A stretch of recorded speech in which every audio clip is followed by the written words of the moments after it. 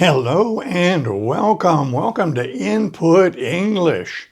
So today we have another story. This one is about me many years ago, and it's about an adventure that lasted a year. Decades ago, I had finished a phase of my education and had applied for a position at UCLA, a one-year position, and I was accepted. This was a plum position. That is, it was a very good thing for me.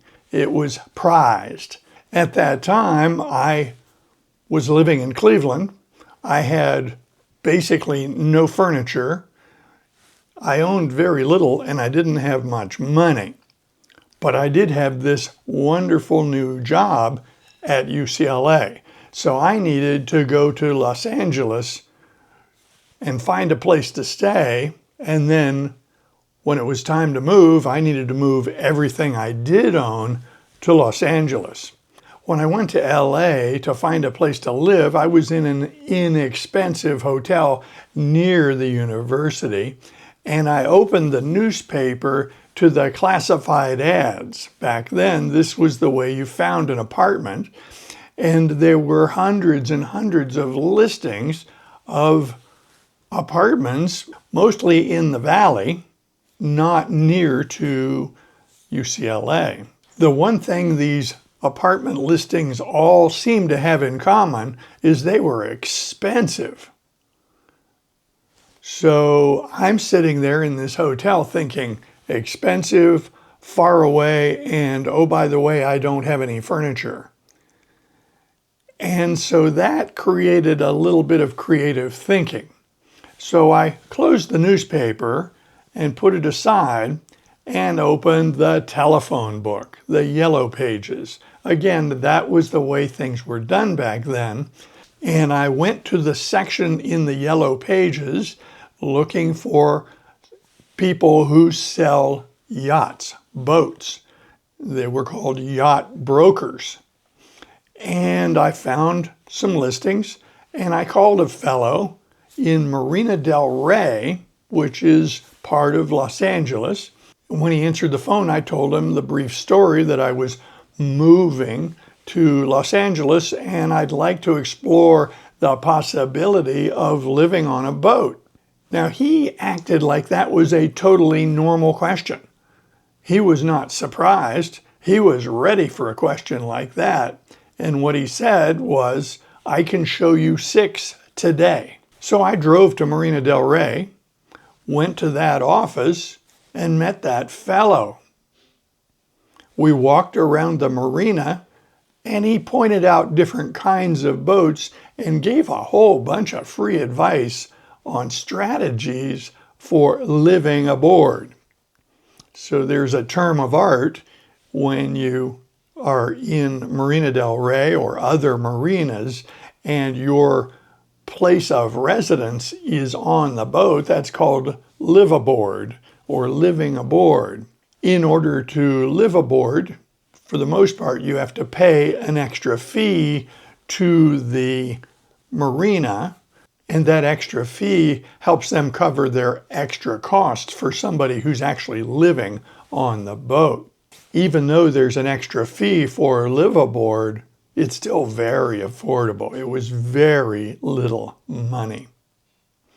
He did exactly what he said he would do. He took me around and we looked at a bunch of boats, and we quickly identified what I was looking for. I bought the 3rd boat. We finalized the deal and I signed the lease with the harbor so I would have access to the boat and a key for parking and a key for the bathrooms. I also made arrangements for a telephone. Now, this was back before we had smartphones, and I literally had a regular telephone. The telephone I had on the boat looked very much like this one. Not exactly a cell phone, not a smartphone, and not even slightly portable. It had a wire that plugged in to the boat. And then the boat had a wire that plugged into the dock when I was at the dock. So when we went sailing, we had to unplug the phone line and the power line.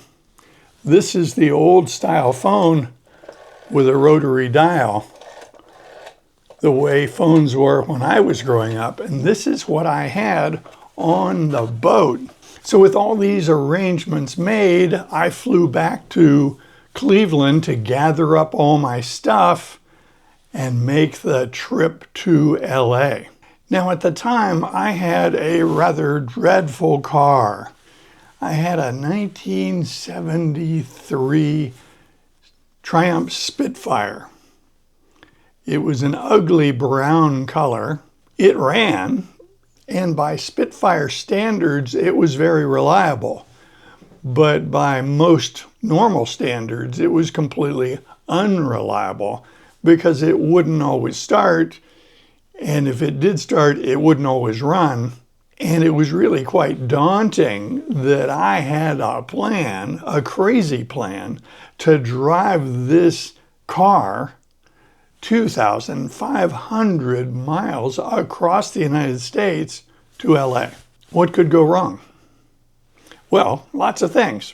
One interesting thing about this car is there was no way to lock it because I had no key that would fit the door to lock it.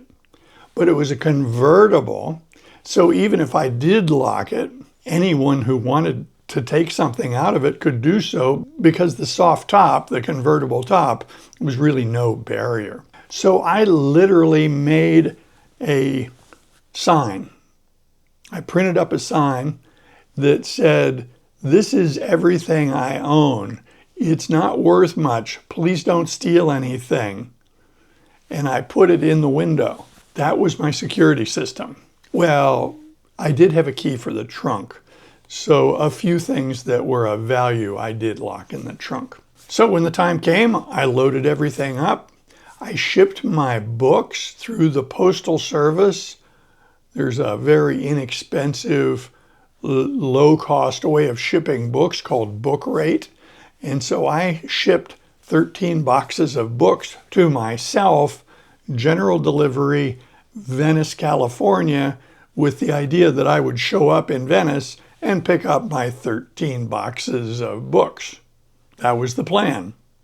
It worked. It took me 5 days to get across the United States, driving long hours each day. I stayed in hotels, inexpensive hotels, and really the only mishap I had was when the exhaust pipe broke near Tucumcari, New Mexico. I was able to find something at the roadside to secure the exhaust pipe out of the street, out of the roadway, so that I could limp into Tucumcari and get the car repaired. In Tucumcari, the fellow at the auto repair place looked at my car, judged it to be a foreign car, and pronounced that he had no metric tools, so he wouldn't try to help me.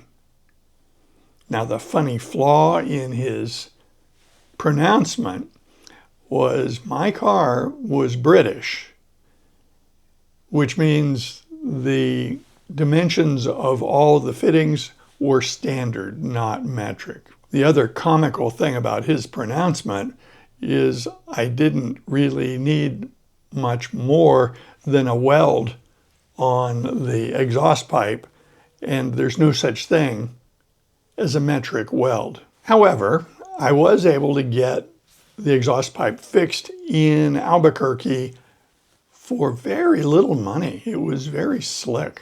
When I got to Los Angeles, I was astonished with a couple of things. One, how much traffic there was. Two, how precisely the drivers drove. Three, how fast the drivers drove.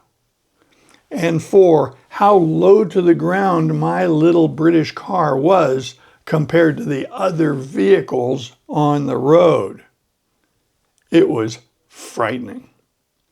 To make things worse, I had a small trunk on the luggage rack in the back, and that meant that my rear view mirror was blocked, so I couldn't really tell for sure what was behind me. I did have the side mirrors, but I didn't have a proper rear view mirror. The whole thing, as I arrived in LA, was quite frightening. When I got to Marina del Rey, I had the keys. I parked the car and started unloading what I owned into the boat. It easily fit. So that is how I avoided renting an apartment when I lived in LA. In the next episode, I'll give you an idea what it was like to live in the marina. It's not a normal neighborhood. There are a lot of characters and there are a lot of interesting aspects of living in the marina that are really fun.